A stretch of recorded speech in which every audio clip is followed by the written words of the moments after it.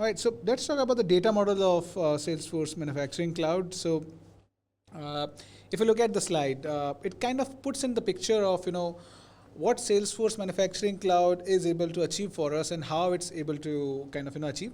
If you can maybe remove me from the screen and just have the slide itself only.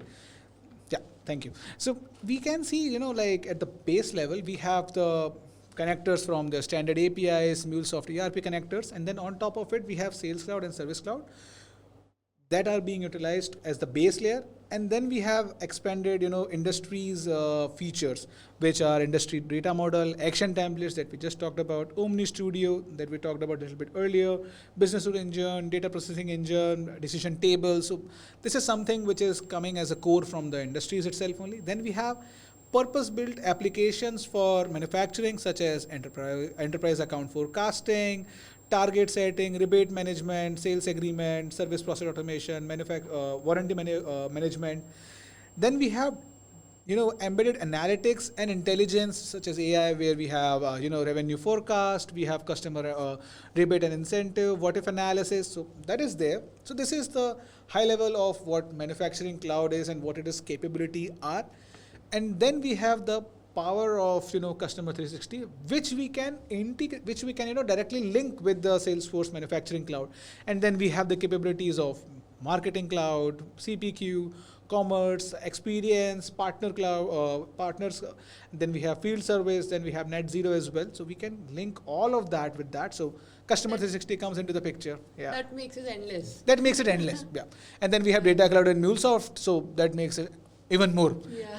We can just link it with whatever the things that we want to, and then it kind of delivers or provides an experience to each of these individuals, be it the customer, be it the partner, the contractor itself only. The marketers have their own kind of solutions, so own use cases which are being delivered with it. The sales guy, the finance guy, the service guy, the operations, the supplier, and the product owner itself only. Maybe I am the one who is making this infotainment system. So I am also there to be able to see what our targets are, what our needs are, what our forecasts are, how many cases we are getting, what all knowledge article we have within the system. So things like that we have over there.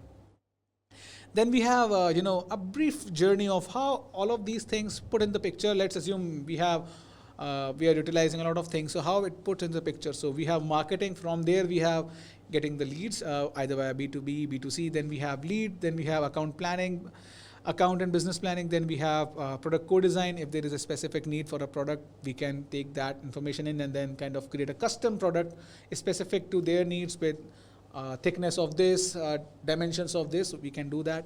Then we have negotiation phase. Then we have configure price quote, CPQ. If you have a complex pricing that you want to take care, we can do that. Then we have product validation, final product visibility with Commerce Cloud. Then we have volume sales agreement.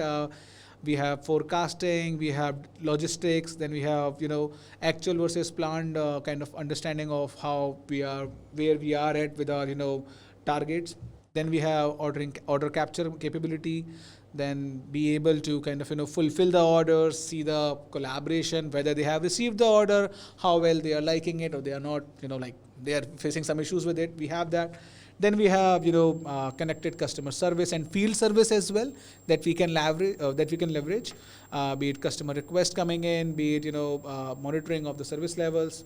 We have all of that we can achieve with this.